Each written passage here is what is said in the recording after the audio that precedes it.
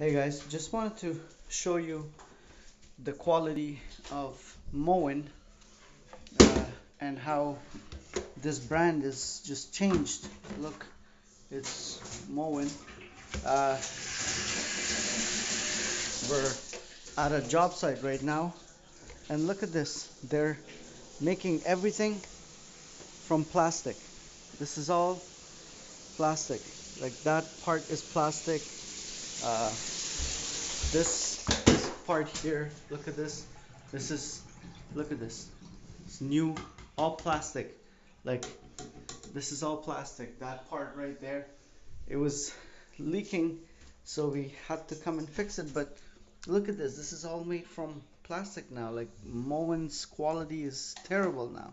So I would definitely not recommend this. Thumbs down.